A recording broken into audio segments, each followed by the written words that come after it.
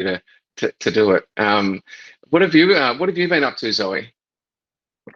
Just finished my book. Been promoting it for a couple of months, doing some consulting and stuff, and sort of thinking about what's next, which is why I thought I'd jump on this just to see what's doing. Yeah, perfect. Yeah. I think the last time we spoke, I might have been helping verify your Twitter account, maybe at the ABC. I think that was the last time. It's funny you say that, because I was just looking for the Google invite, and I searched your name, and that popped up in my email. That conversation. There you go. Yeah. Awesome. Perfect. Well, how's the book going? How's it? How was the process, and how have you found the response? Good. Yeah. I mean, a lot of the online retailers sold out. Most of the bookstores have had to reorder, so the numbers are good. I mean, I think Trump, it's people want to know about it, but also there's a lot of Trump fatigue, so it might be a bit of a slow burn in terms of people wanting to know what the context is, because the book is really about who voted for Trump and why, and what's driving that cohort and what happens to them now in a post-Trump era. So it's a lot more grassroots than most of the Trump offerings that are already around. Yeah. Amazing. I was just following a book thread on Facebook actually, and they were asking what if you turned up to a first date and somebody said they were reading one book and it forced you to leave, what would that book be? And most people on the thread were saying Art of the Deal. So Yeah. I think you're probably right. There might be a little bit of fatigue out there, but yeah, certainly an incredible time in history to be there. It must have been amazing.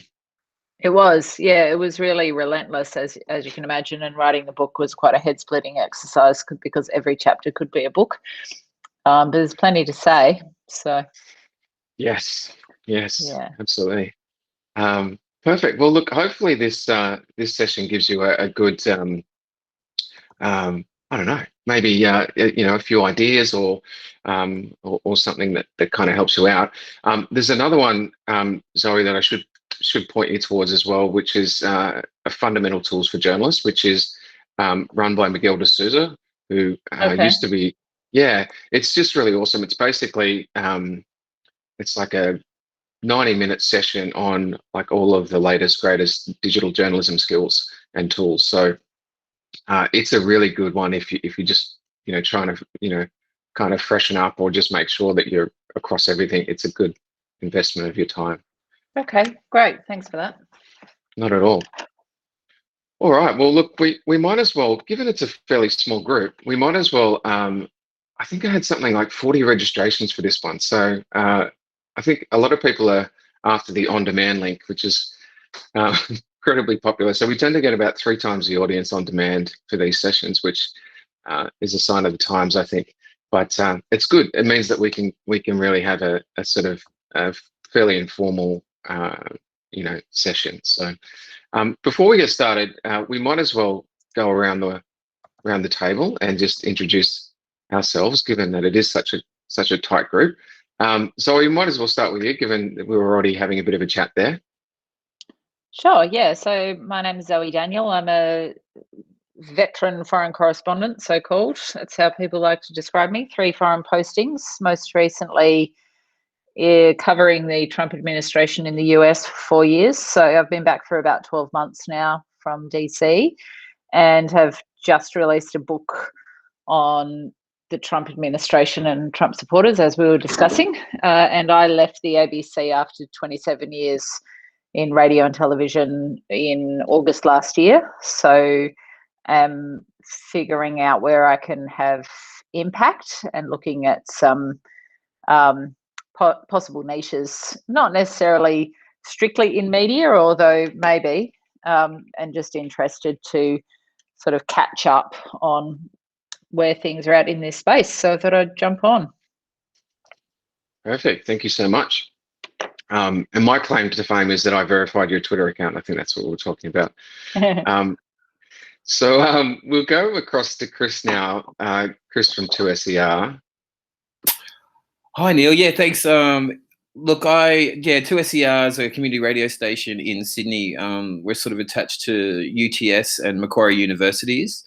We do a lot of news training and stuff. Our news director is Jeff Field, who used to work in the commercial media and has great contacts and, organises a lot of work for a lot of our student journalists go on to work in newsrooms all around the place.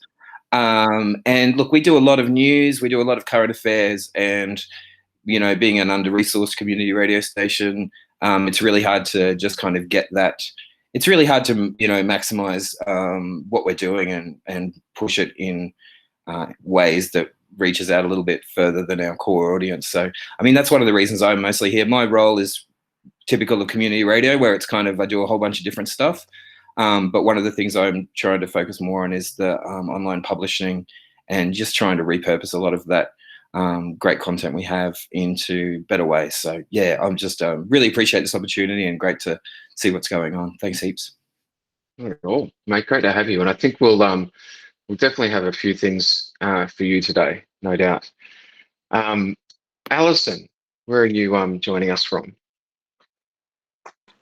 Hi, I'm joining from Signature Media in Sydney. I'm the digital editor across all of our brands, so Signature Luxury Travel and Style, Holidays with Kids, and Vacations and Travel. So it's my job to kind of teach the team all about SEO, and I've been, working really hard to build our digital audience across all those brands.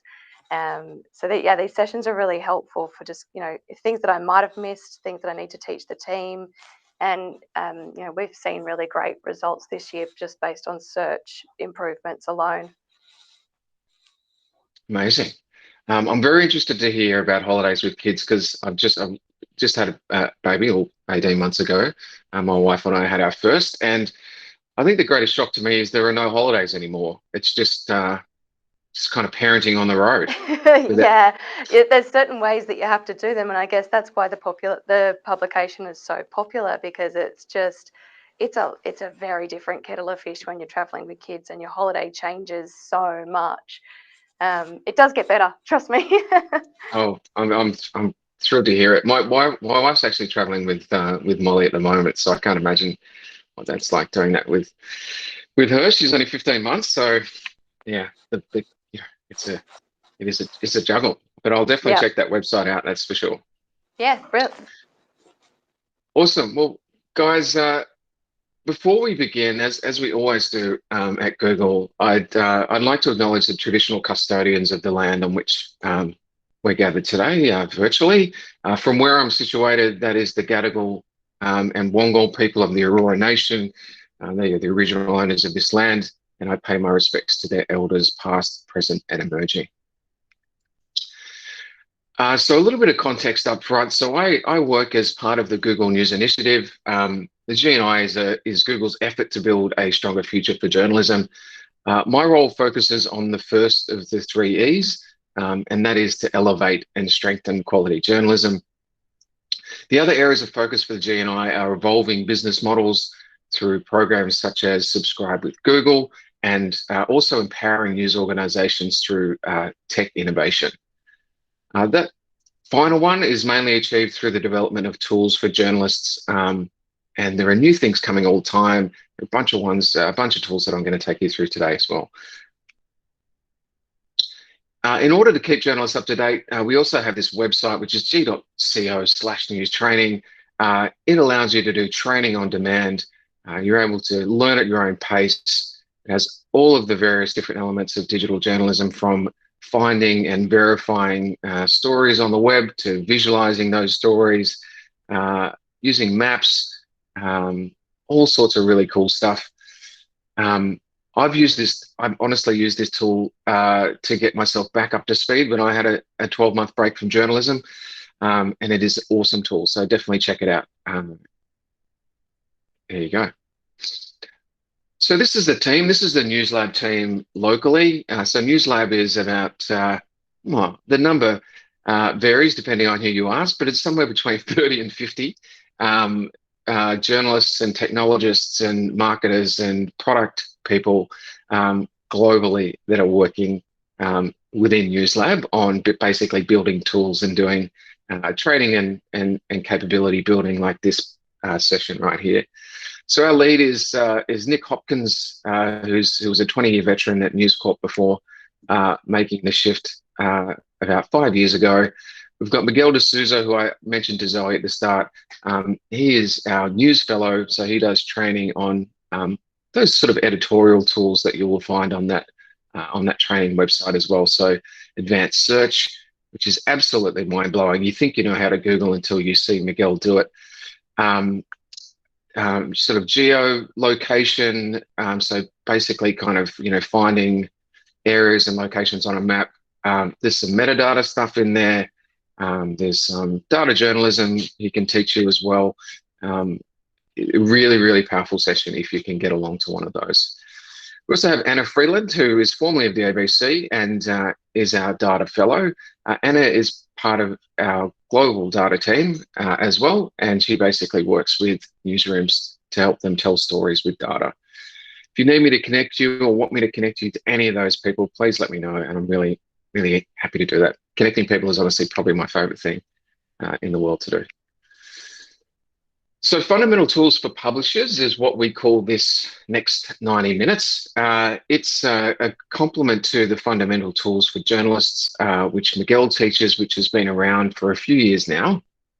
The curriculum was really designed to be the business and strategy companion to fundamentals for journalists.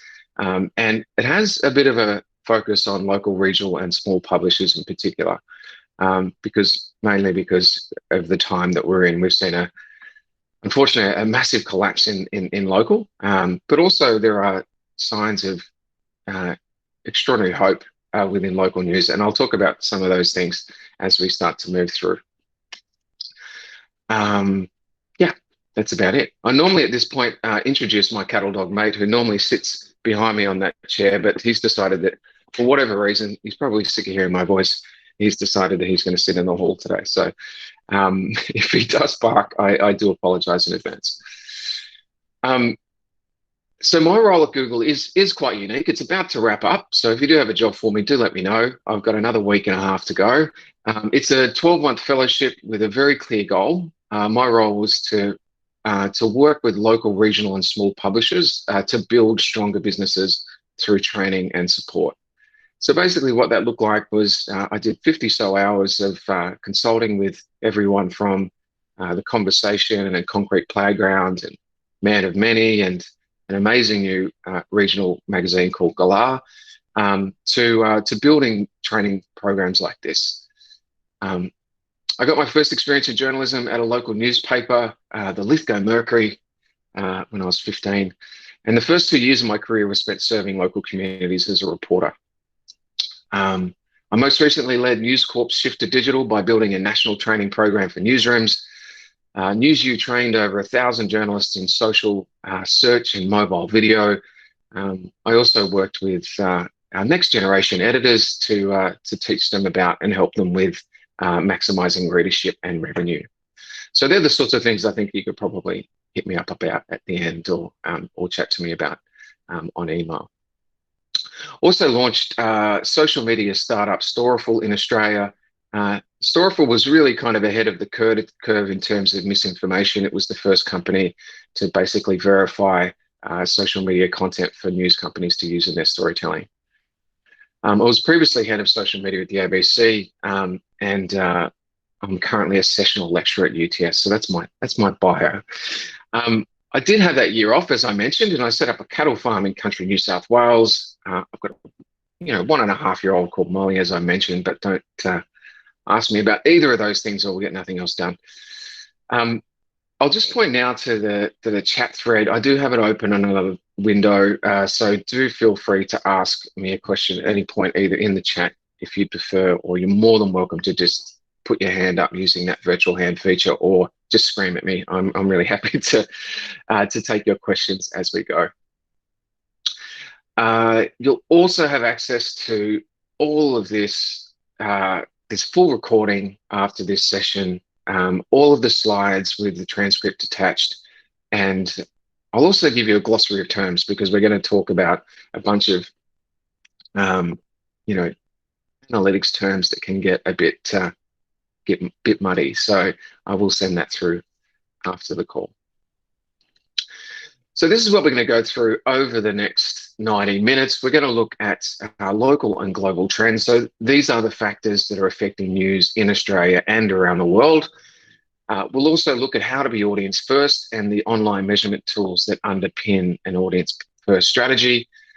Next up, we'll look at a few of my favorite productivity tools. Some of them are from Google, some of them aren't. They will allow you to create time in your day to do more strategy and planning, which is really the key, I think, to success in digital today. Finally, we'll look at how to market your content. So I'll give you 5 tips on things that you can do right now to drive success. Hopefully that kind of puts you in a really good position after this 90 minutes. So let's start with the macro trends that are affecting news in 2021. The Reuters Institute for the Study of Journalism at Oxford University releases a global snapshot of media trends each year. They're well overdue. It normally drops in January, so we are expecting a new one anytime. They also do a special report for Australia. So this is quite a new thing. It's been going for, I think, maybe 3 years. That particular report has been issued. So the bulk of this report is based on data that was collected by a survey of more than 80,000 people in 40 different markets. So a very, very deep piece of research. The surveys were taken just before the coronavirus hit in January or February last year. I have to always check myself. I've kind of almost lost track of time, I think, over the last 12 months. Spent a lot of time in this front room, I must admit. So in order to get a sense of what has changed, they repeated key parts of the survey in 6 countries in early April. So they did go back and have a look at what had changed after the coronavirus had started to really take effect. So let's have a bit of a look now at what they found.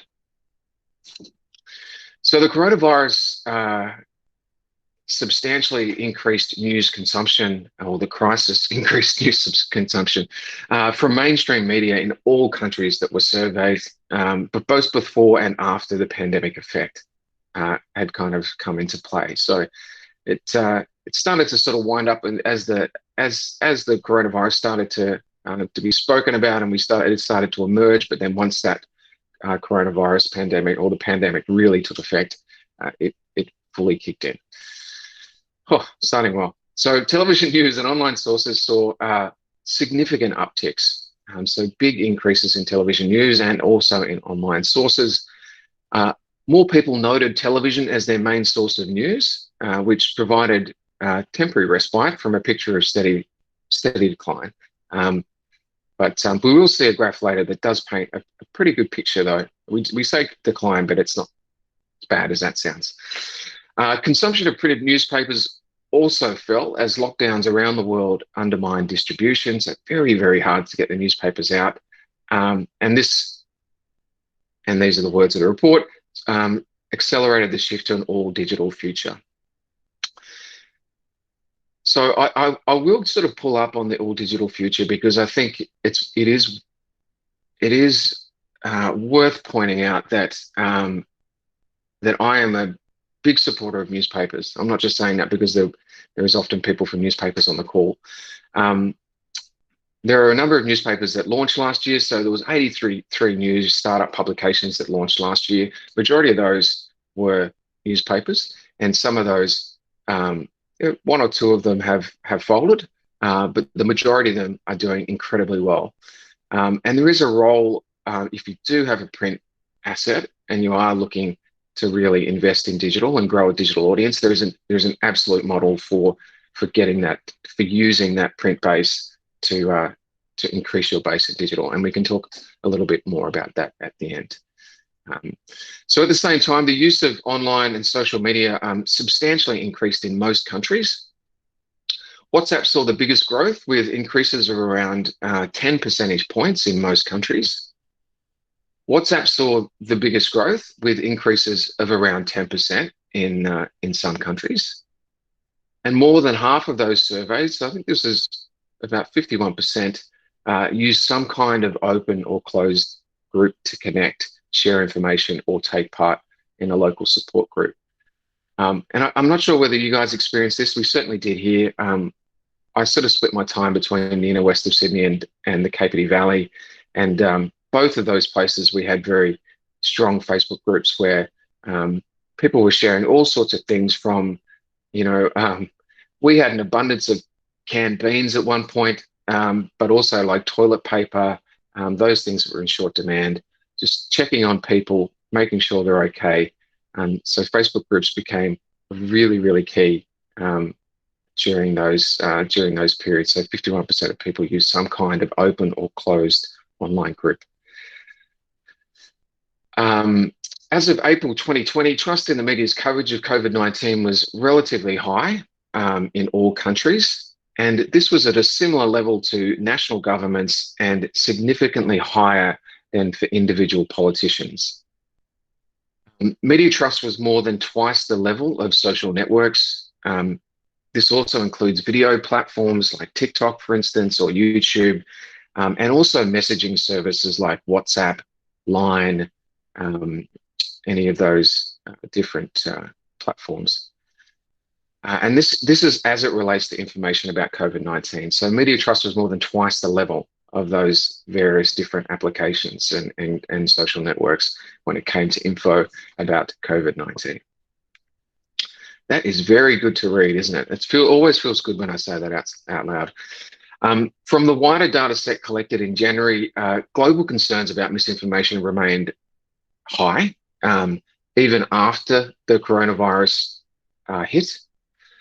More than half of the global survey said that they were concerned about what was true or false on the internet when it came to news. So more than half of the 80,000 people said that they were concerned about what was true or false on the internet when it came to news.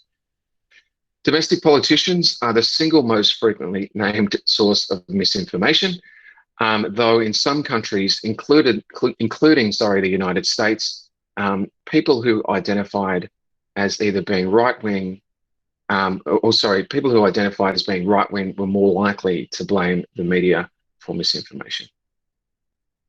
Facebook is seen as the main channel for spreading false information almost everywhere, but WhatsApp is seen as more responsible in parts of the global south. So that includes areas like Brazil and Malaysia. So in that global poll across countries in January, less than 4 in 10, so 38% said that they trust most news most of the time. And that was a fall of 4 percentage points from 2019. Less than half, so this was 46%, said that they trust the news that they use themselves. So less than half of people surveyed trust the news that they actually use themselves. Political polarization, which is kind of linked to rising uncertainty, seems to have undermined trust in public broadcasters in particular, which are losing support from political partisans from both the right and the left of politics. That trend is not seen here. The ABC is still seen as our most trusted institution. It's kind of a mouthful, that sentence, but basically, public broadcasters are having, a bit of a crisis of confidence with the audience globally. But that is absolutely not the case here. The ABC is still seen as our most trusted institution above all else, which is great. So despite this, the survey shows that the majority, so 60%, the figure was there, still prefer news that has no particular point of view. So 60% of that 80,000 prefer news that has no particular point of view, and that only a minority, so this was sitting at 28%, according to this report, prefers news that shares or reinforces their views. That was a little bit different in the US, but it still seems to play out pretty much across the board. Okay, deep breath. Now we're going to go into the local setting. So we're going to have a look at what's happening right here in Oz. So look, in order to understand what's happening here locally, there are two important numbers to look at in order to set the scene. The first one is 25 million, which is the number of people in Australia, give or take. The next one is 89%, and that is the percentage of people who have access to the internet. Now, that is a globally high figure. 89% is quite extraordinary. I was having a chat to some people, media companies and publications from the Pacific Islands yesterday, and they were reporting internet penetration figures of like in the 20s in some parts of the Pacific. So 89% is a globally high figure, and that really is the opportunity for news publishers. 89% of Australians have access to the internet. The quality of that internet, I should say, does differ. Won't go into that today. So let's take a look at now at how people are getting their news in Oz. The question asked here was, which, if any, of the following have you used in the last week as a source of news? This is the graph I was referring to earlier about television. So TV news remains strong and steady. We did use the word decline, but it is sort of, it is still sort of relatively strong and steady, and continues to be a significant source of news, especially for those dual crises of COVID-19 and the Black Summer. So that was, both of those things were happening during the course of this survey.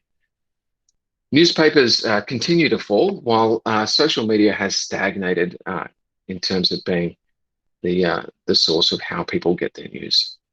Still very, very big though, and we will look at some graphs that dig into that in a little bit more detail. Turning now to online, increasing numbers of Australians are using their mobile phones to access news. No surprises there. Widening the gap between mobiles and desktop computers. The smartphone audience is close to 60% in terms of the device breakdown here, with a further 20% visiting from tablets. I was quite shocked by the tablet usage. Really was quite shocked at the amount of people that are using tablet computers to access the news. But there you go. I know my mum is a big fan. I actually quite like tablets myself. It's also worth asking yourself, if you are in a newsroom right now, or you are delivering the news in some way, whether you're seeing the focus and energy of your newsroom directed towards the mobile and smartphone audience. So 60% here coming from mobile. Most of the newsrooms that I've worked in, the focus is really not on that audience. So it is kind of worth asking yourself whether you're thinking about them enough and building products that are suitable on smartphones. This is where it's really at, and I think this is where it's been at for a little while now. This is a sample that was taken between 2016 and 2020. I feel like I've been talking about brand trust or trust in media for about the last 5 years. I think this is kind of really goes to the heart of what we're trying to do at the moment. This year's findings also need to be viewed through the lens of those two crises that were underway at the time of the sample. So that's the bushfire crisis and also the pandemic. So look, trust in news overall was at 38%. This was a little down, so it was down 6% on the previous survey. The number of people who say that they do not, or said that they do not trust the news at all, rose, so that went up to 17%. That was mainly with those that rely on, and this was interesting as well. I was quite shocked by this. These are the people that mostly rely on traditional news, where they said that they don't trust the news at all. So that's the likes of print, that's radio, that's television, compared to those who rely mainly on online news. I thought it would have been the inverse of that. So in this graph, there's also a really wonderful story to be told about trust in local and regional news. So as I mentioned, I've spent so much of my time over the last 11 months of this fellowship really working in local and regional news. And there is a wonderful story to be told about the trust that people have in local and regional news in particular. So local and regional ranks, or local in particular, ranks 4th overall for trust, just behind the ABC, SBS, and the BBC here in Australia. So that is fantastic news. I wanted to talk a little bit about social media before showing you 2 more important numbers that I think you'll like. Excuse me. So Facebook is the clear leader for news with 39%. That is up 3% on the previous year. A whopping 71% of the people that were surveyed said that they use Facebook. So 71%. And people tend to use Facebook multiple times a day. So there's another piece of research that comes out each year that talks a little bit more about this. And generally, it's 5 or 6 times a day. I'm about 5 or 6 times an hour, so I'm probably pushing the numbers up a little bit, but on average, people are accessing Facebook 5 or 6 times a day, which is quite insane when you think about it. So when you factor in the Facebook-owned Instagram and WhatsApp, which are also listed in that graph there, as well as Facebook's Messenger app, the opportunity on Facebook and the audience on Facebook is immense. There's absolutely no denying that. YouTube is an often ignored platform that is growing and continues to skew much younger than the likes of Facebook and even Instagram. So when I was head of social at the ABC, we clipped a 17-minute CCTV video from Perth Transport of a man that was trapped between the platform and the train. And basically the entire platform sort of banded together and started to push this train carriage off the man's leg. Extraordinary video, publicly available, posted to YouTube by Perth Transport, 17 minutes long. So we sort of knew that, you know, people weren't going to sit there for 17 minutes. So we basically clipped it down to, I think we clipped it down to a minute. I think it was 60 seconds in the end.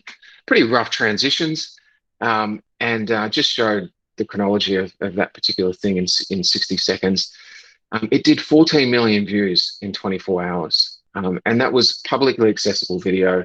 Anybody could have done that. I think sort of YouTube strategy doesn't necessarily need to be super hard. I should also say there as well that that's from basically a standing start. So the YouTube channel wasn't really, I was posting regularly, but it was a raw feed that was coming out from a video player. It was doing no views. So it's not like we had a massive audience there as well. So that really does show that you can absolutely do it. It doesn't need to be hard. So here are those 2 more important numbers that I mentioned. 14 is 14%, which is the willingness to pay for online news. This is from the Reuters report as it relates to Australia. There's also another number that is 28, and that's the number of people who are willing to pay for local news. And interestingly, that figure rises to 59% if they've paid for online content in the past. So those last 2 numbers are from a different piece of research, which was released by the News Media and Research Centre at the University of Canberra last year. It was published with the assistance of the Google News Initiative, but very arm's length. But it basically, showed that sort of willingness to pay, which is incredibly important. When we talk about online content in the past, that could be anything like an iTunes movie, for instance, or a Netflix subscription. If they've paid for any online content in the past, their willingness to pay for local news goes from 28% to 59%. So that's really, really good news for those that are sort of following that area. But yeah, 14% overall is pretty good. And I think if you spoke to most people that are working in companies that have a subscription service, they would be surprised to see that the willingness to pay is so high. So look, happy to have a bit of a chat about that now if you like, or we could kind of change gears, and before we change gears, sorry, and go into audience-led strategy and online measurement.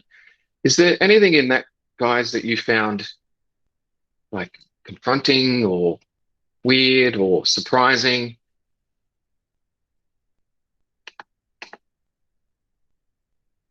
I think just the willingness to pay is very interesting, and raises just the questions of how do you then get them to pay, basically. Right. I think that's a great insight. And you're right. It is a very, very different thing, and we will talk about this in the next session. In the next section, sorry. As you can see, 15-month-old. I'm basically just running on coffee fumes. Yeah, in this next section, we will talk about that, and it is a very different thing, as you mentioned there, to get somebody to put their hand in their pocket and pay for a subscription. It takes it takes a lot more effort to get them to do that. Yeah, cool, awesome. All right, well, let's move on. Speaking of awesome, this next gentleman is an awesome looking dude, if I might sound like I'm 100 years old. This is our director of education at Google. He's also called our, what do we call him? I think we call him our data evangelist. It's a very good thing to do, but he's basically a certified data nerd, and he looks at analytics like this. The only goal of web analytics is to increase our business outcomes.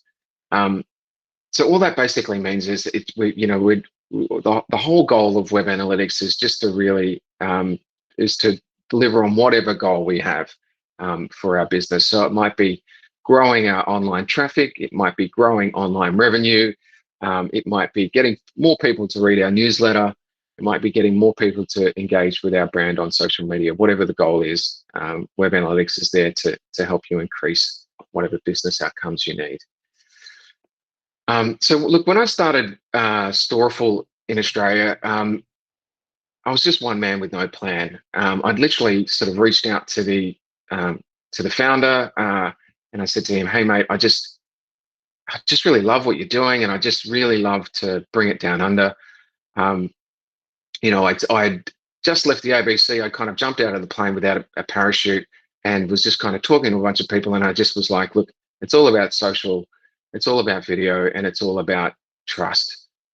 So that just landed me at Storeful. So, like I said, they they invested in me, but they didn't invest anywhere else. So it was just literally just me. I'm sitting in an office in Sydney with no other people, and there was just no plan. So we just sort of thought, look, let's just make this as simple as we can. And this was an absolute paradigm shift for me. So I just sat down and I went, like, what is the one thing that is going to drive success for this business? Like, what is just the one number to look at? What is the one thing to measure? And what is the one thing to focus on, given that my resources are just me? So I thought that if I could increase the number of users to our platform, so it's a newswire much like AAP or Reuters, but focused on social media content. So I thought if I could increase the number of users, that would deepen engagement with the business and success would flow from there.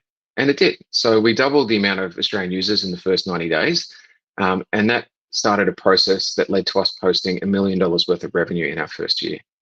And that all came from just going, okay, well, what is the one thing that I should be just putting all of my energy into? What is the one number that's going to change everything?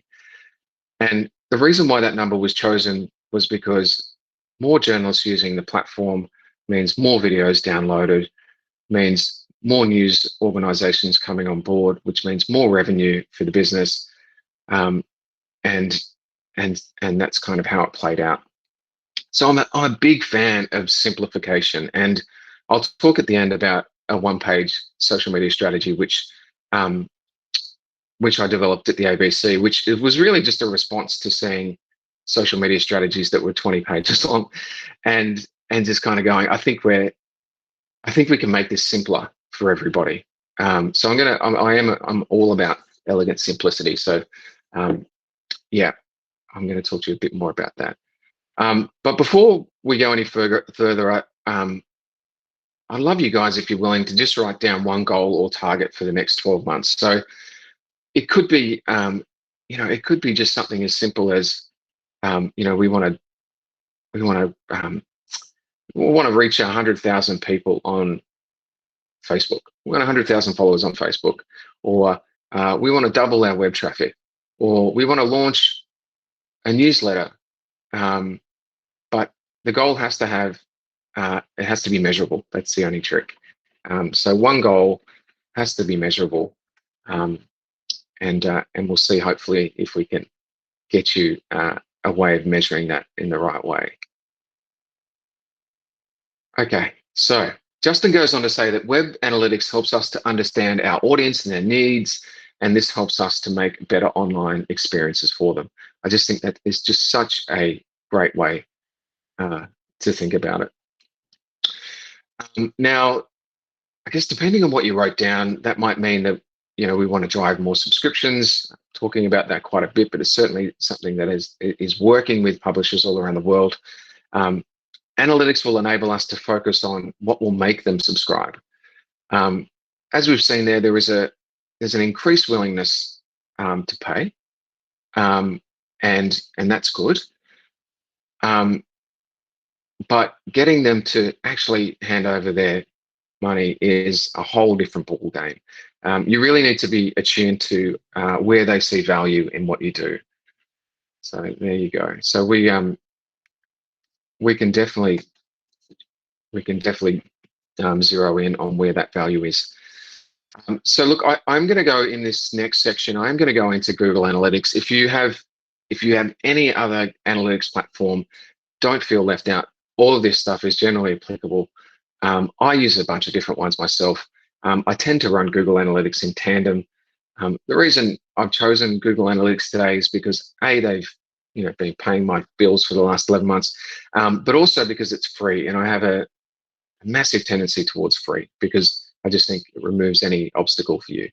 It also has like automated reporting, so you can set it up so it sends you an email each week or every day with all of your website traffic stats, so that you don't have to do it. It's just really, really simple and easy and free. So this is a typical view of that analytics dashboard. You can see the total sessions. You can see how many pages per session. You can see how many of these were new versus returning visitors. You can see average session duration, so how long they stayed on the website. You can see the total number of users that you have, and also the total number of page views that they have contributed to. You can also see how many of these are new versus returning visitors. And I will dwell there for a second. So new users are very important. We're always trying to acquire new users, but from my time at News Corp, and also this is what we're starting to see in the G&I subscriptions labs, which are basically a series of kind of labs or immersive programs that are running across the world, hopefully here soon, with subscription publishers to help them basically convert more people into subscribers. And we are seeing that those returned visitors are the most valuable. They tend to stay longer on average. They are more likely to engage with other products and services that you have. And also, they're actually cheaper. So it is more expensive to acquire a new subscriber, if we're just talking about subscription, than it is to continue to engage and keep one. So it's definitely worth kind of spending a second there. I did want to also spend a second on bounce rate, because I think it is a much demonized metric. So it's definitely worth clarifying. Bounce rate is just the percentage of single session visits. So just somebody coming into the website, not doing anything else, and then just bouncing back out. That's all it means. This could flag a few things. So it might mean that they were able to find what they needed right away, which is a good thing. But it also could flag that, you know, potentially they thought they were going to get something else when they came to the website. Maybe there's not a very strong recirculation strategy, so there are not a lot of embedded article links to push them around the website, keep them there. Maybe the article itself wasn't engaging enough. So bounce rate can tell you lots of different things, but it is not always a bad thing. Sometimes it can mean that they found what they needed straight away.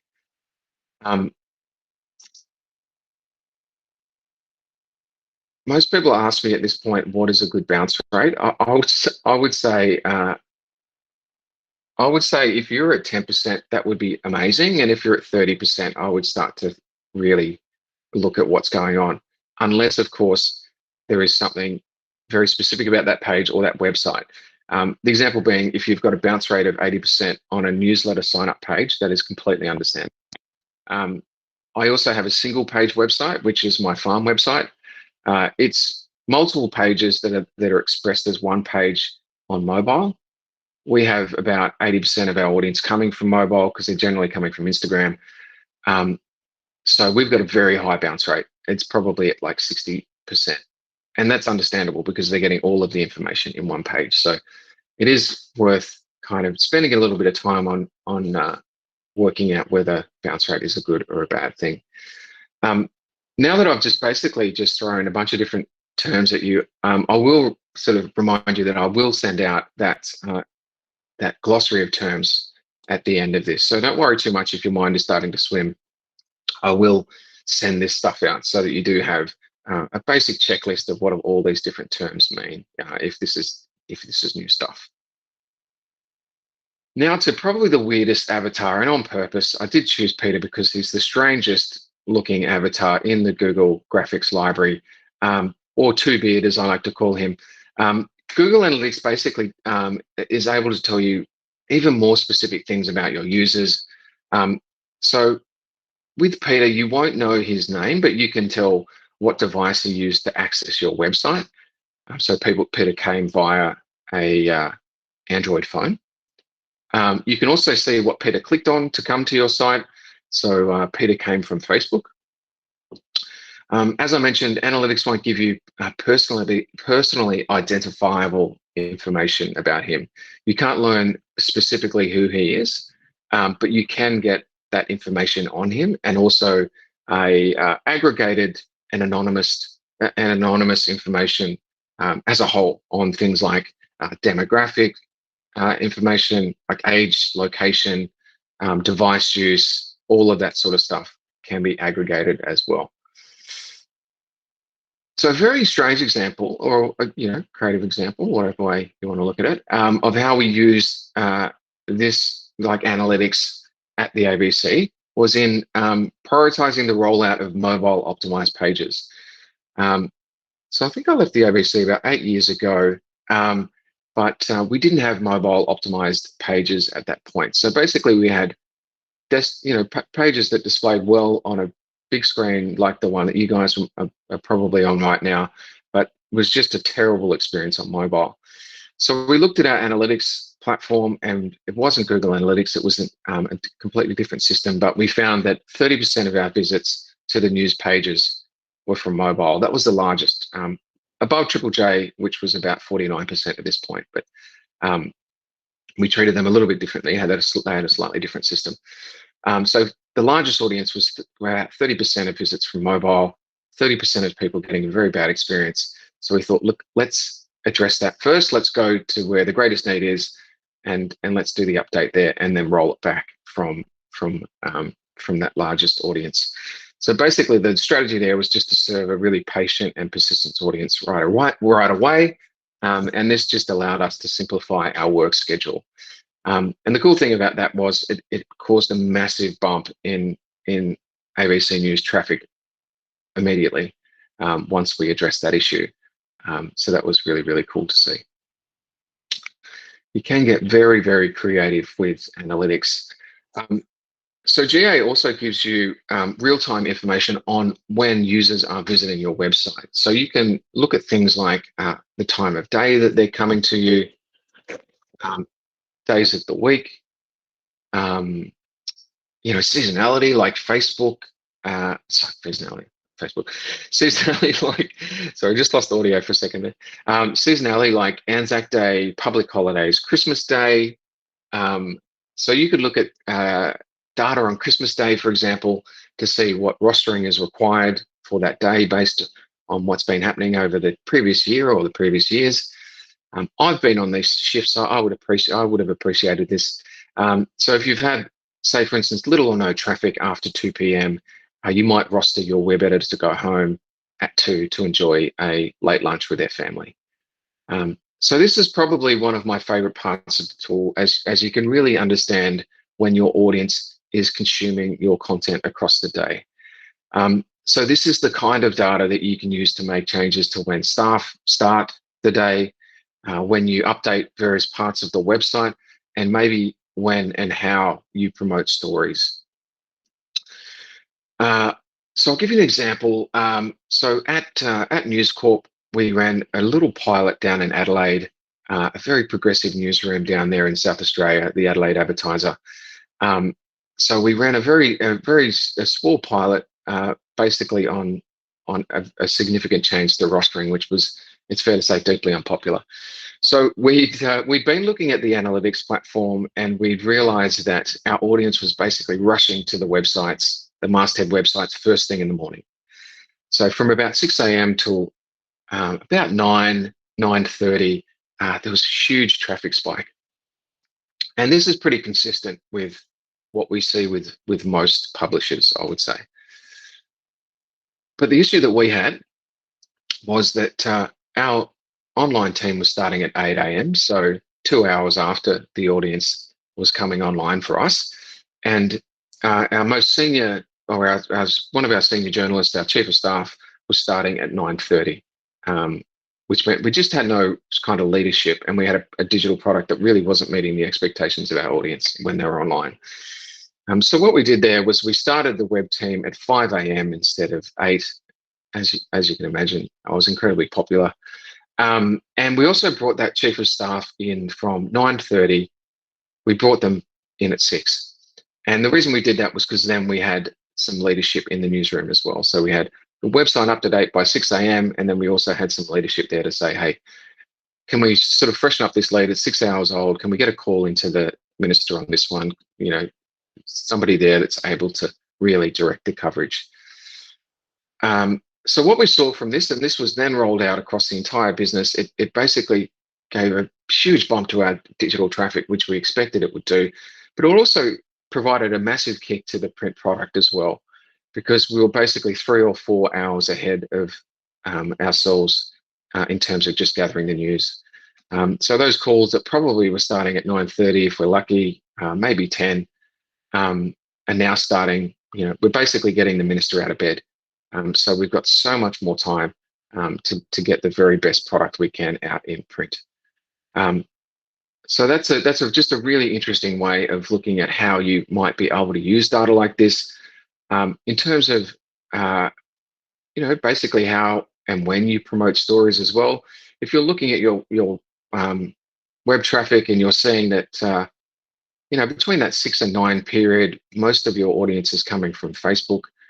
By just focusing a bit more on what you're putting out on Facebook, you should be also able to increase traffic through that channel. So it's a really, really powerful way of thinking about your content planning across the day, across the week, across the months, and across the year.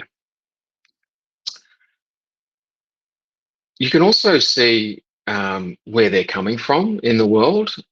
So Google funded a local news pilot across 5 different locations last year, and it was designed to tackle 5 unique issues. It was led by Simon Correa and Megan Brownlow, formerly of BuzzFeed and PricewaterhouseCoopers. It was called Project Kookaburra. You can Google this to learn a little bit more, but I will send through a report as well so that you can dig into the detail on this. One publication was was the Fassifone Guardian, an amazing family-owned newspaper in Queensland's Scenic Rim. A neighbouring town lost their local newspaper when a large newspaper group stopped publishing during COVID.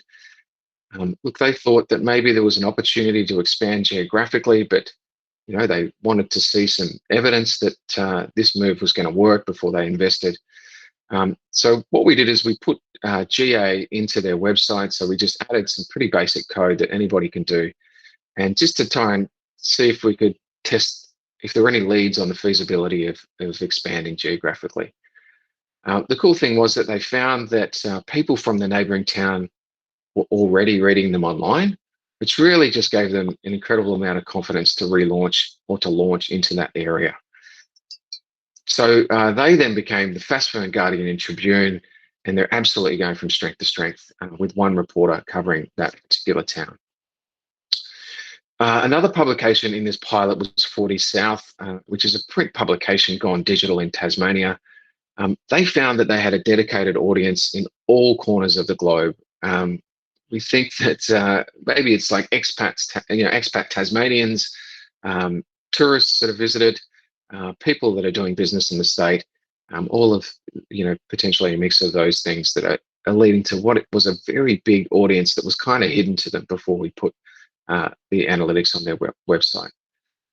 They're now absolutely awash with ideas about what to do with this segment, and they just didn't know that they had them before.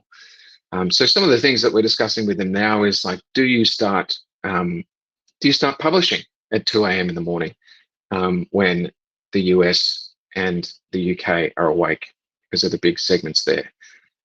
Do you do a weekly email catch-up that people can subscribe to that goes out at that time as well, that's pushed out on social to particularly target those people, that does a recap of everything that's happened in Tassie over the last week in business, in culture, in news, so that you've got a well-rounded catch-up of what's happening to really address the particular needs of that audience. So pretty cool. GA also allows you to answer all of these kinds of questions. So what do they click on? Where do they come from? What are they doing when they arrive? How long are they staying? And also, where do they go next?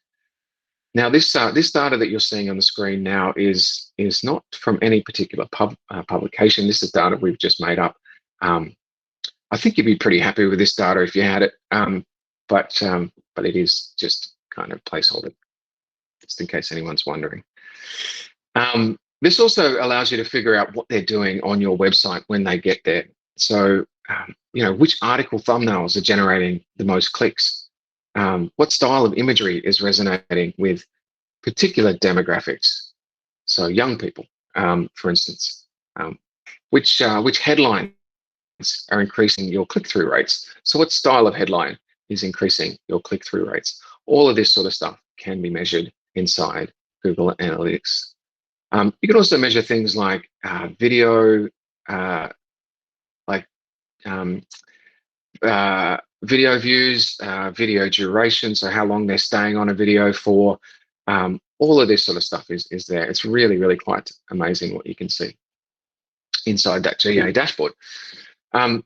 Here's Peter Twobeard, he's back. When I first started in this role 11 months ago, I started to really think about how we could communicate this stuff better to journalists, because I sort of feel like in the session, often in the sessions that I've attended, that it's pretty heavy on jargon, and when it's not heavy on jargon, it tends to just skate across the top of things and not really kind of tell me too much. And hopefully I'm not doing that today.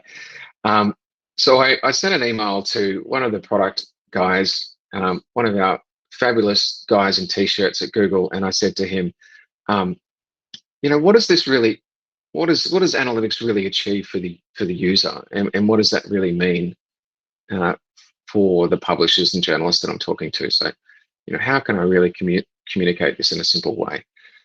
And this is what I got back on email. So this organization has really succeeded in targeting me as an archetypal visitor to their website. Translated, this is what it means. These people understand me. And that is honestly all, we're trying to do. As I mentioned up top, we're really trying to hit any of our business goals, whatever they might be, But we're also trying to give the audience a sense that, these people get me. And I think we've all had those sorts of good and bad experiences with digital products, where you've used an app for the first time and you're like, oh wow, man, this is just so easy to use. It's just like joy. Everything I want is there. Everything's where it needs to be. It just feels amazing, and that's the kind of thing that we're trying to achieve with our analytics as well. It's about just giving every audience member the sense that you get them with the kind of products that you're building, the kind of content that you're serving, and the way in which you're doing those two things. So there we go. Also wanted to just very quickly pull out a definition of data versus insights, because honestly, this was something that I struggled with at the beginning when I first started to use data as a big part of the roles that I've had. So the way that I think about it is data is just a useful bit of new information, and insights are how you can act on it. So data is just a useful bit of new information, and insights are how you can act on it. Look, I think people don't think about this stuff enough. I just always, when I do this slide, I always think back to my time at the ABC, where I really got into data for the first time, because I had to, often the questions that were coming up are around, we're a fairly lightly resourced organization. We always have to be accountable to our audience and a variety of other people about how we're spending our time. What's the value of social media? So I had to really kind of get into numbers, which is something that just I love now, but honestly didn't come that easy to me. I was probably more of a words guy, I would say. And I used to send these enormous reports to my director and to other senior people at the ABC at the start that just had so much information. And I'm sure that they were just like, what is this stuff? What do I need to know? What are the things that we can do here? What are the things that we can act on? What are the things that we need to change and we can change to do better in this area? So that's when I think master this stuff. And I think if you can master this stuff, you'll absolutely fly. So being able to look at those raw numbers and say, like, what is this telling me? What are the insights? What are the things that we can act on? So we have spent a little bit of time looking at GA. I wanted to show you a number of tools now that I kind of wish that I had back at the ABC that really do make that job of finding the key insights so much easier. So Google has created these free news industry tools to basically help publishers and journalists make better data-driven decisions, both in terms of editorial, but also in terms of the business decisions, so revenue as well. They've got confusing names. They always do this at Google. So News Consumer Insights is one. The other one is Real-Time Content Insights. Those two have been quite heroes in newsrooms for a little while, but they've been recently refreshed and re-released in the past couple of months with a new tool which is called the News Tagging Guide. So basically, the News Consumer Insights tool gives you an understanding of how your content is performing, and it also gives you recommendations on things that you can do differently. So it has a built-in recommendation engine that says, do more video, launch a newsletter, maybe change this image because it's affecting your load time. Really, really smart stuff built into that tool.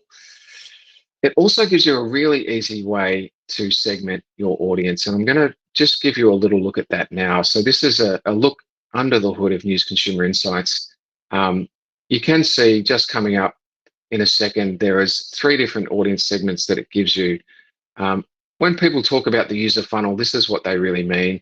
It basically goes from those lightly engaged people, so people that may be visiting you once, or it might even be their first time, those that are visiting you a couple of times, a bit more engaged with what you do, and then also what are referred to here as your brand lovers, so those people that are deeply engaged in what you do. And if you haven't done any audience segmentation before, this is a really easy way to get into it, and it does make that life life for you so much simpler in finding those insights in the noisy data. The other thing to pull out is the other tool, Real-Time Content Insights. So basically, it gives you everything else. So News Consumer Insights shows you what's happening on your website and gives you recommendations on things that you can do better, even in terms of tagging. So it will sort of give you recommendations on that. And Real-Time Content Insights gives you everything else that's happening online. So it gives you an understanding of all the other things that people are searching for, the content that they're consuming. And, I just recommend having this up on a screen or inside, in a tab every day when logging on for the day, just as a bit of a sense check on whether you've got everything covered from a news perspective, or even just a bit of an early warning system. You start to see things bubbling up and you're like, maybe this is something for us. Maybe this is something we need to look at. So putting both of those two tools together, you really have a very deep understanding of what's happening on your own network and on your own website and all websites, and also what's happening on the rest of the web that you might need to pay attention to or might be worthwhile for you. So you can log in. You need a GA account. Both of these tools are free. You just need a Google Analytics account to be able to access it, because it is running a layer over the top of your GA data. So you do need to have a GA account. It takes a little while for these tools to populate as well. So I think probably it can take up to 24 hours the first time for it to get all of the information into the tool. So if you are doing it for the first time, don't be too concerned if you look and there's empty boxes everywhere. It does take a little while for it to pull that information through. The final one is the new one. So this is the new part of the family, which is called the News Tagging Guide. This is basically what it looks like.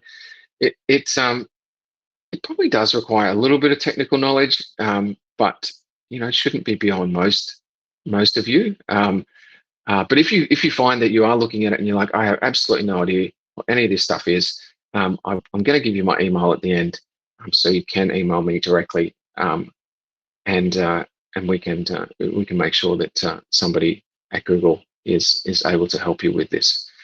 But this literally allows you to identify the tags that you're missing and copy and paste them into your website. So it will look at your website and say, oh, he's doing a lot of video, maybe he wants to have this tag in there. Very, very cool. Really wish this stuff was around. We do have the opportunity for a 5-minute break here if you guys want to stretch your legs, or we can just kind of smash on through. I might just kind of get a sense from you guys. What would you like to do? Do you want to, is everyone busting to go to the loo, or they need to do something quickly, or should we keep going? Happy to keep going here. Yeah, same. Yep, cool. All right, awesome. All right, let's rock and roll. So next up, I'm going to talk about a number of tools you can use every day that will make room in your day for other things like in-depth stories or strategy or all of that important stuff. Some of these are Google tools, some aren't. These are just my absolute personal favorites. As I mentioned up the top, I'm focused on free tools. So all of these are free. Some of them do have a freemium model where we can pay a little bit more to get a different, like a mobile app or something else, a different feature. But all of the core features are free. So let's get started with the ironically titled Slack. So we use Slack to run our newsroom at Storeful. It is an amazing and powerful app. I liked it so much, we now run our household on it. You can imagine that I am a very fun person to be around. You can create channels to bring people together around a topic. So think general newsroom or features or sport or a particular story that you're working on. If you're an editor, you can quickly dip into each section to see what's happening in real time. So the kinds of stories that people are working on, where they're up to in it, all of that sort of stuff, you can just basically jump into a channel and see. The great thing is that it also provides a knowledge base, which makes it really easy to bring people up to speed when they join the business or they might move into your team. So you can quickly add a member to your workspace on Slack. They can see all files and conversations around that channel if you let them. There's also a feature where you just say, see all new, and they will only see stuff from that point in time.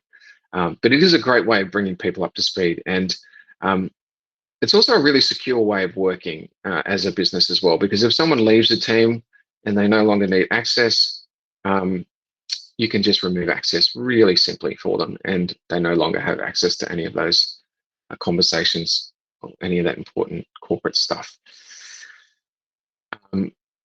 Speaking of workspace, let's talk about a suite of tools that just had a bit of a rebrand. So Google Workspace was formerly called the G Suite. It is the paid version of Google's free suite of tools, which includes Google Drive, Gmail, Google Meet, Calendar, all of that sort of stuff. And look, this integrates really well with Slack. And again, at Storeful, we would run we would run our news list through Google Drive. We would have minutes from meetings in those shared docs. We use Google Meet as our global hangout. So we would be on a call just like this with maybe 40 other journalists all around the world at the one time, working collaboratively on stories. So it was the absolute backbone of our operation, both the free suite, and we were very, as a startup, you're very lean. So we were using the free suite of tools. Probably shouldn't have been. There was quite a lot of us on it. And also using Slack as well, which we were using, I imagine, the free version of that. And one of the first people in the world, actually, first companies in the world to use Slack. So I absolutely love G Suite. I use it for my farm business as well. I absolutely, honestly love it. Now, I think this latest update, it just came out about a week ago at I/O, which is the big developer conference from Google, is really an evolution and a revolution in terms of this particular productivity set. It's called Smart Canvas. It's not a new product. It's more of a new product experience. And the aim is basically to bring all of these different tools together in one place. I'm going to play a short video now because I think it just does a much better job than I could of describing and showing how this all comes together.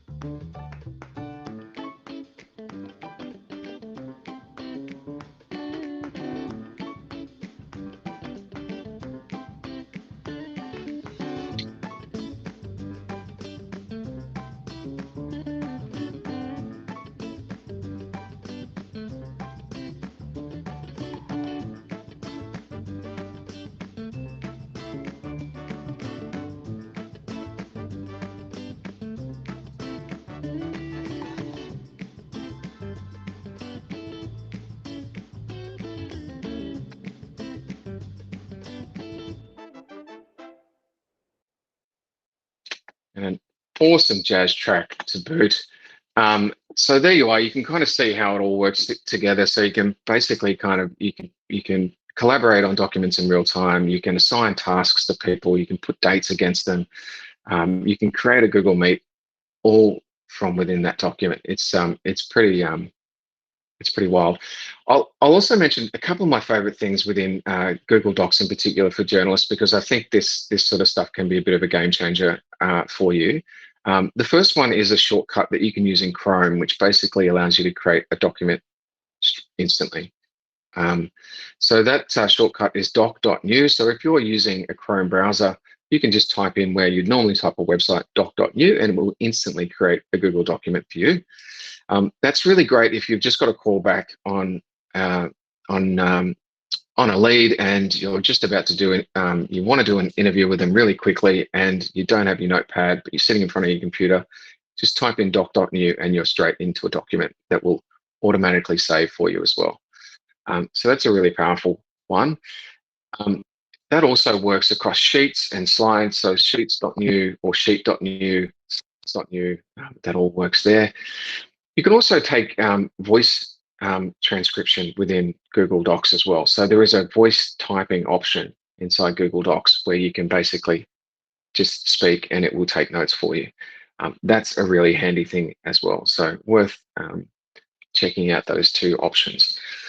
You can also instantly create a website by using Google Docs and publishing to the web. There's a lot of stuff in there, so definitely check it out.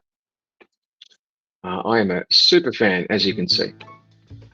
I'm not going to play that video again. I am going to move on. So we've got about 15 minutes left, a few more things to go through, and I do want to leave you with a couple of marketing tips as well for you to try that will hopefully either supercharge what you're doing at work or even for your own personal brand, as we say now. Hopefully it will help in those areas. So look, again, I talk about the ABC a lot. I think it was honestly one of those roles where it just really, there's so much growth in it for me. You know, I just learned so much during that 3 or 4 year period that I was there. One of the big things though, it was the first time where I really had email at volume and tasks at volume. So my role was a little bit weird in that I didn't have any direct reports. I didn't have a team. I was kind of responsible loosely for all of the social media accounts. So over 650, I think, at one point on every possible platform. So anybody could contact me basically. So I would have 70 new emails by 11 a.m. each day. I'm an inbox zero kind of guy, so I'd get to zero by 6 p.m. and then by 11 a.m. the next day, I would have 70 new emails, and everybody needed something. It wasn't just a like FYI, it was like, hey, can you do this, or can you show me this, or what is our policy on this? So everybody needed something. So it was just it was all tasks, 70 new tasks. So I basically needed a system, and I found this tool, which is called Workflowy, which I use to capture all tasks that take longer than 2 minutes to get done. Anything that takes me less than 2 minutes, I just do it straight away. I don't even bother putting it on the list. Anything under 2 minutes just gets done. This has absolutely revolutionized the way that I work, and I never forget to do something now because Workflowy always remembers for me. The cool thing about it is also has hashtags that allow you to create filters inside Workflowy. So I use the Getting Things Done method, which is a David Allen book. You should definitely check that out. So I tend to use a today filter. So that's anything that I need to do today. So this morning there was one to like add a new tool to the slide deck, which I'm about to show you in a second. Soon is anything that needs to be done in the next 3 days. And then later is anything that needs to be done in the next few weeks. So within a 3-week period. And I have an anytime hashtag, which is generally things like, paint the fence, repot a plant, those sorts of things that you don't really need to. If you don't do them, it's not the end of the world. Also filtered by people. So my boss, as I mentioned, Nick Hopkins, I have a #Nick hashtag. So as soon as I go into a meeting with Nick, even if I've had a meeting run over, I can just tap that hashtag. I've got a list of 4 or 5 things that I need to do for him, and also things that I probably need to update him on. So it's a really, really powerful in that respect. It's on desktop, it's on mobile, it syncs across both. It's free. It's awesome. I definitely recommend you check it out.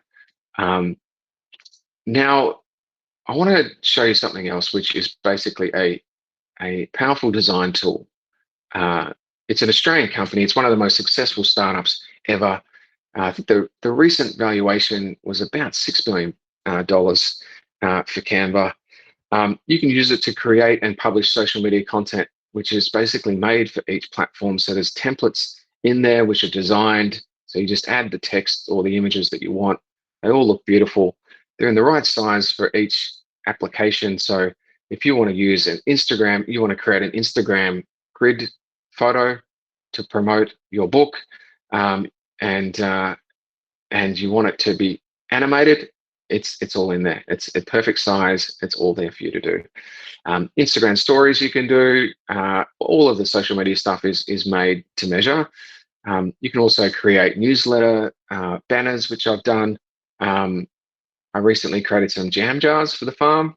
I created the resume that got me this job. You can do so many things inside Canva. As I mentioned, it's free.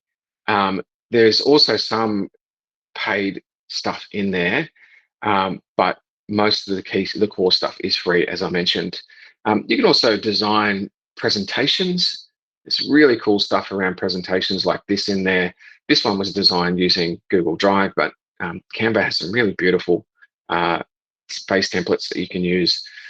You can edit videos in there now. Like, honestly, this thing is just getting better and better every day, and it's a really, really powerful tool. So to get access to it, or to set up an account, or even learn more, just search Canva for newsrooms.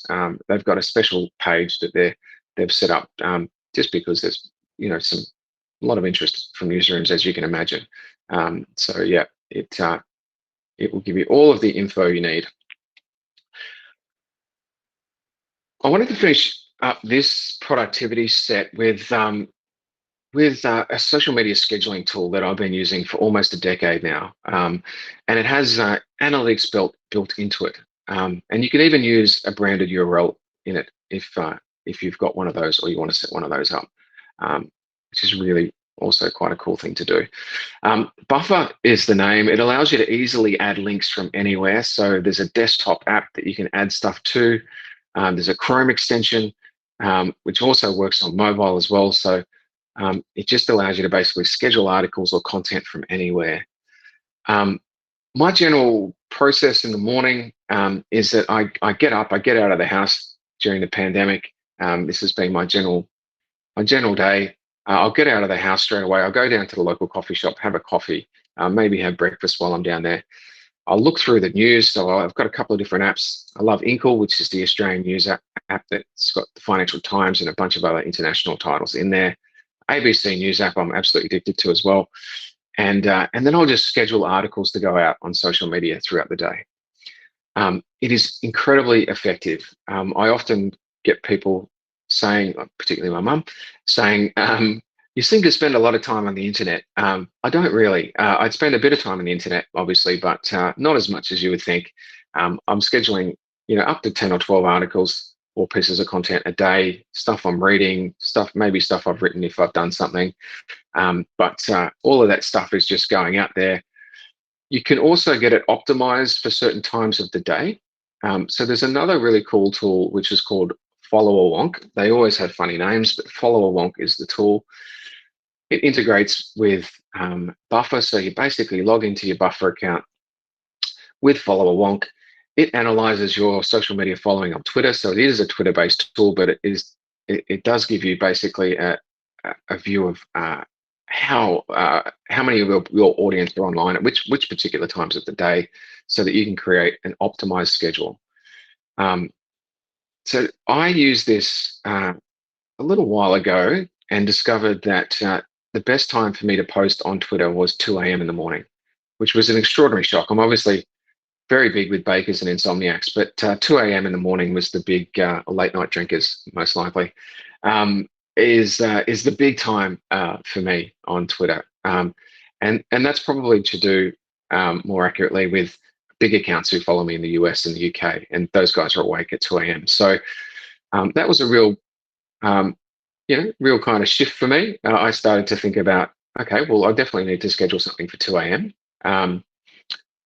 What does that article look like? Well, it's probably something that is big in news or tech from Australia during the day that they may not know about because they're just waking up. So, I would sort of schedule accordingly. And it's still to this day always the most engaged post is at 2 a.m. So that's something to look at for you guys. It does have analytics built in. I use it with another application. I'm throwing a bunch at you now called Bitly, which is a link shortening service, which gives you a bit more information as well if you want to do that. But I've got a custom URL, and you can get all of that sort of stuff set up. I feel like there'll be some questions around that. I'm not in a massive hurry to leave you guys right on the dot of 2:30. So we can definitely stick around. If there are questions, I'm happy to hang out even for half an hour or whatever you need. But look, here's the marketing tips, those 5 marketing tips of things that you can do right now to market your journalism or market yourself. There's really, there's no point in creating content if no one's consuming it. So these are a couple of tips. Generally, this is quite focused on newsrooms themselves. So there's one or two in particular that are quite focused on newsrooms, but most of them are really just applicable to anybody. Excuse me. Number one is to make the audience or audience data someone's responsibility. So understanding your audience is absolutely key. No matter what you're doing, understanding your audience is absolutely key. So make someone responsible for audience data and have them report back to you on what's working and what's not on a daily basis, if possible. The second one is to start a newsletter. Everybody's talking about podcasts. I'm a big fan of podcasts as well, but starting a newsletter is something that you can do very easily, and there's also a lot of evidence to support a very engaged audience on email. So Australia is leading the world with open rates, which is honestly a very strong. Thank you, Zoe. No problem at all. Look, thank you for coming along. We will get this video. I will get this video out to you, so you won't miss anything. But thank you so much for coming along. Thank you. Thanks so much, guys.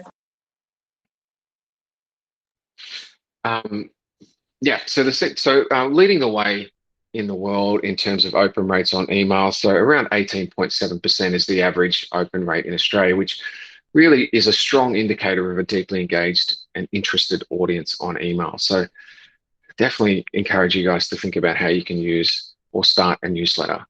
I also encourage you to invite the sales team to your editorial conferences. I know this sounds a bit weird, but this really helps that team better understand what you're selling, which is your journalism. It also helps the newsroom understand what they do so that they can better support them.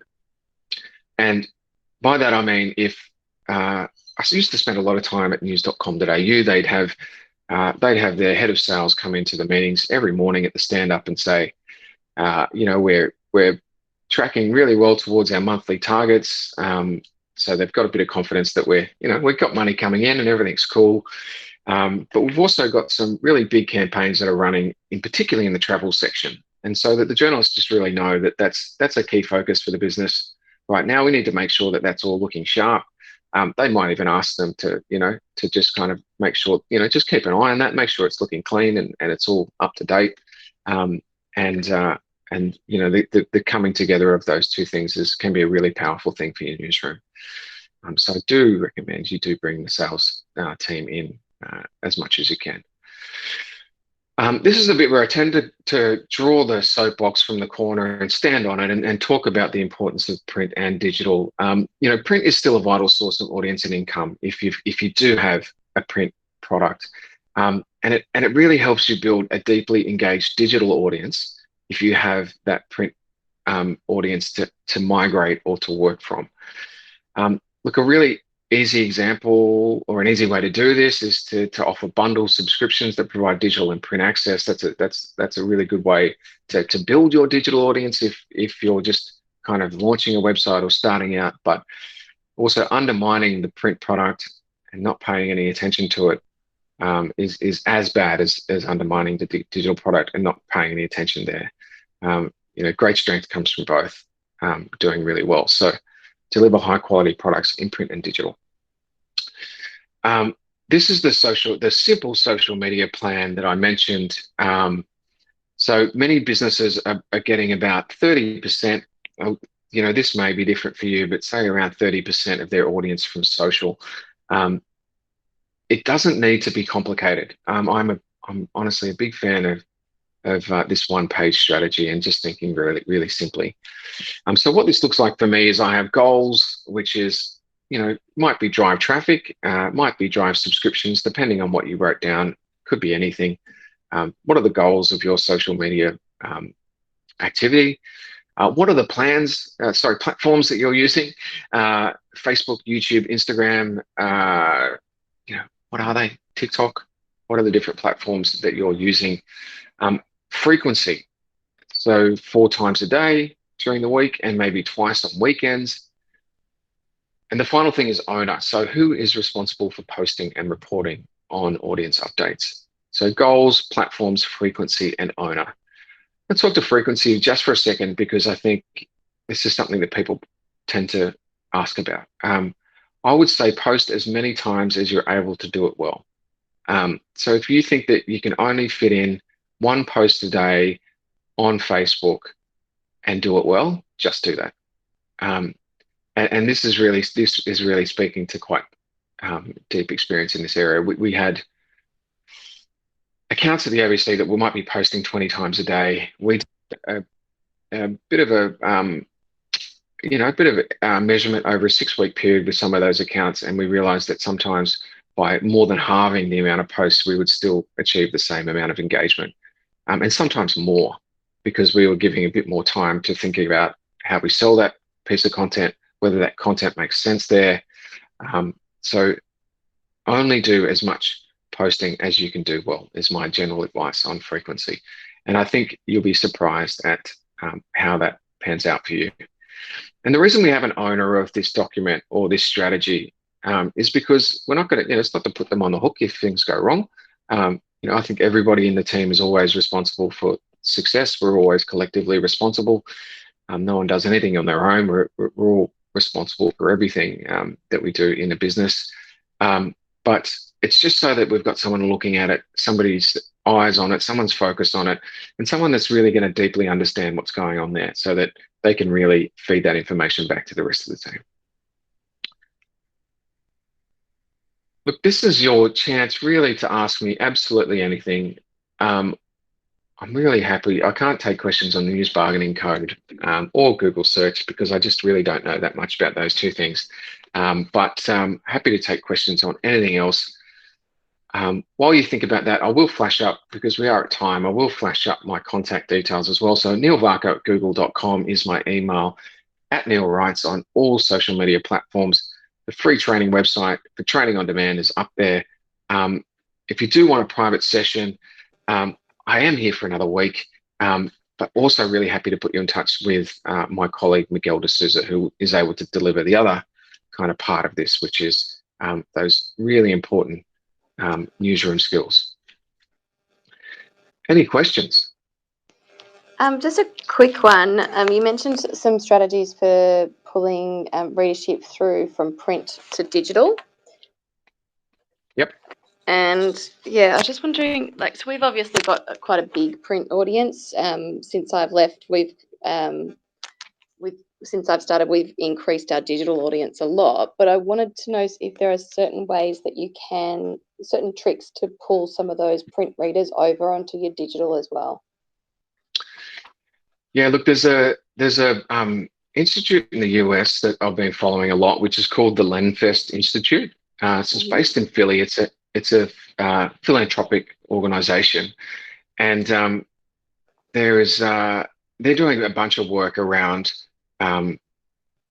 what they're trying to do, I guess, with a couple of these papers in Philly is they're trying to look at how they bring down the overheads around print without losing that audience. So I definitely recommend you check them out. So they've been able to reduce some of the papers down from daily newspapers to 3-day a week and still keep the same amount of audience. And at the same time, they're working quite hard to get that print audience across the digital. And some of the ways that you can do that are by obviously promoting your digital products inside the paper if you can. I'm a big fan of creating a bridge between print and digital. A very easy way to do that now is by using QR codes, which everybody has learnt to use in the last 12 months.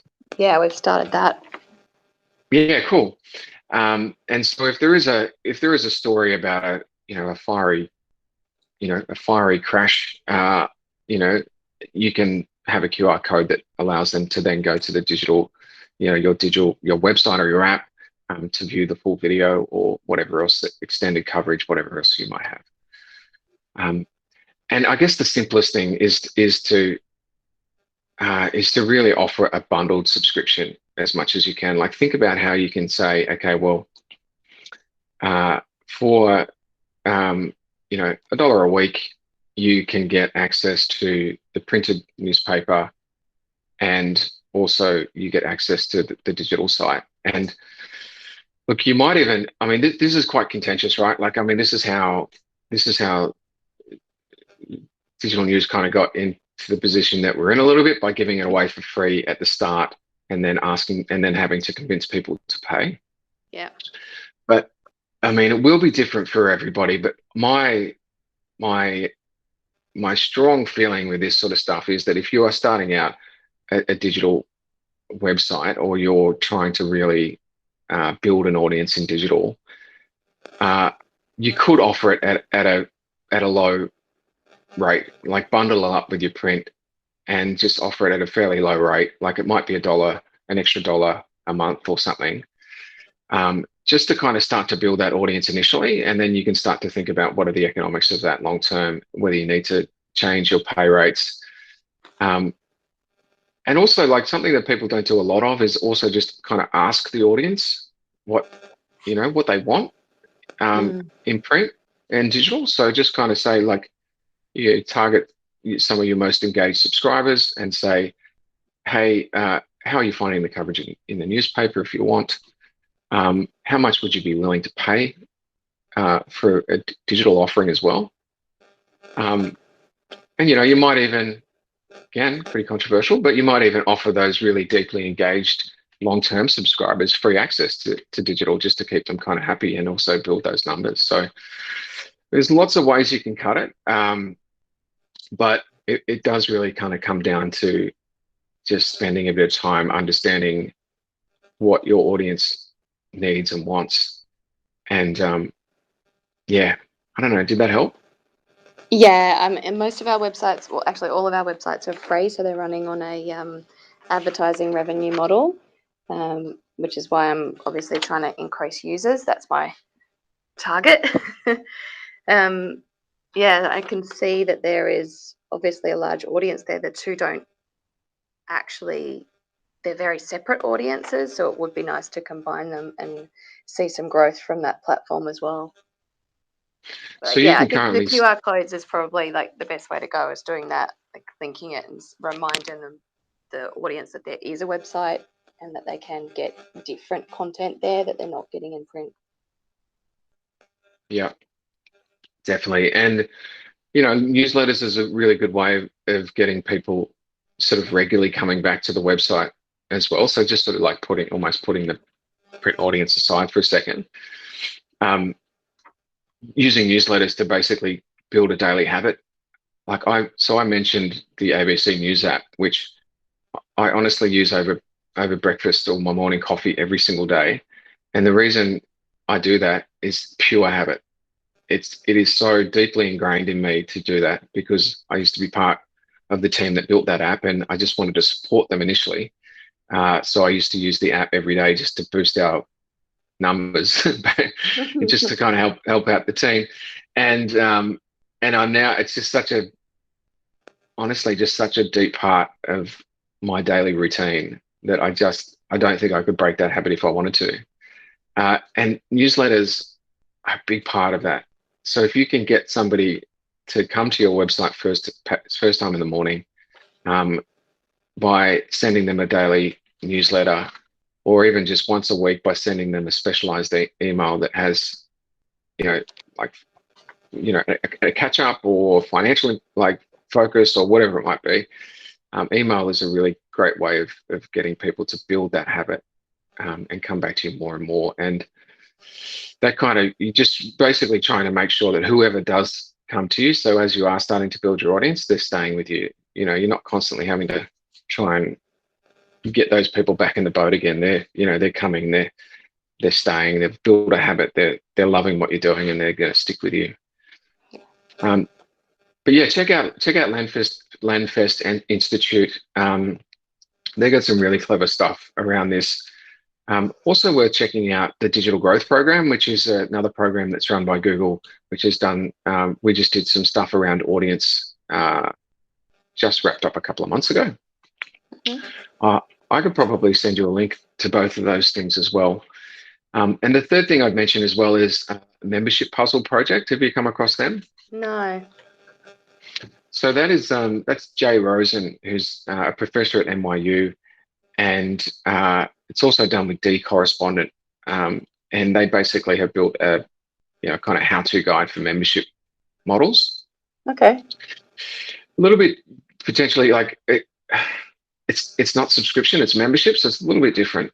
But I think but that might be a place to offer those exclusive deals that makes it, right, something that the other users don't get, that you can pull them into that. 100%, exactly right. Yeah. And I think if you've got some of the publications that I speak to have a free print product, and they also have a free digital product, and both of them are run on advertising, and they really strongly believe that no one's going to pay for the digital because they're getting it free in print, which I disagree with. I don't think that's the case. But look, I think membership is a good medium ground because people kind of understand the idea of membership. The Guardian is absolutely killing it with membership right now, and there are a number of examples of that all around the world. And people kind of get it, right. They're like, okay, well, I'm paying for my print, but if I do pay this little bit more in digital, I get access to the website. They're also going to send me VIP tickets or early access to any events or whatever they're doing. I get like an online community on Facebook where I can talk to reporters about the stories that they're following and provide that little bit extra more, into the coverage. Like it does. It's an easy sell, I think. Yeah. But yeah, check those things out, and I can definitely send them through to Alison on email. Perfect. And I've got Miguel coming to train my team. Oh, cool. That's awesome. When's that happening? Starting from the 1st of June. Cool. That's so good. Yeah, he's awesome. He's currently in New Zealand, actually. He's just done his. Oh, is he? Yeah, I think he's the first person. I was the first person to travel internally inside the country after the pandemic began. And I think Miguel's the first person to go outside of the country. So he's braver than me. I don't know that I'd be going to New Zealand right now. I wouldn't be going anywhere. I would, but I work in travel, so. Yeah, exactly right. So probably the wrong audience for that comment. Yeah. Mate, thank you. Yeah, exactly right. Well, look, I think you won't be, you certainly won't be short of people wanting to travel once they can. Hi, Neil. Just one quick one before I go. You mentioned the Twitter scheduling or the Twitter analysis. What was that called? I tried to find it. Follow along. So it's called Follow a Wonk. A wonk. Yeah. I was gonna drop all of those things I just mentioned into the thread, but we're gonna close up in a second, but I will just pop this one in there for you. I got it. You got it? Yeah. Cool. So yeah, Follow a Wonk is the tool. It basically just allows you to analyze your Twitter following. It goes into your buffer app and it automatically creates a schedule. And whilst it's not perfect, you want to be able to have a look at what your audience is doing on every single platform. It's the best data that we have. And I think once you create that schedule, you can then start to start to see how that's working for you, and maybe make some changes. But yeah, it's a really good way to get started, I think, across the board. So I basically use that schedule across Facebook, Twitter, Instagram, the whole lot, and it tends to go pretty well. Yeah, that's great. Thanks. I got to take off too, but I just wanted to say quickly, thanks for the Workflowy and those kind of tips that you had. I might send you a little email just personally asking for a little bit more of that stuff, because I struggle a bit, and that would be great for even just what you've already said. As I can see the potential of that making my life easier, which is something that I'm interested in. Obviously. Oh, buddy, honestly, yeah, really happy to help, because it can really change your world. You know, we have so much to do now, and carrying all that stuff inside your head, it's just impossible. So yeah, really happy to help, mate. Awesome. Thanks, heaps, Neil. Yeah, thanks for the whole thing. I'm going to take off now, but yeah, cheers, man. Very, very useful. Cheers. Oh, awesome. No problem at all. All right, cool. I'll guys, I'll let you go. Absolute pleasure. Enjoy the rest of your day, the rest of your week. I will. See ya. Bye-bye.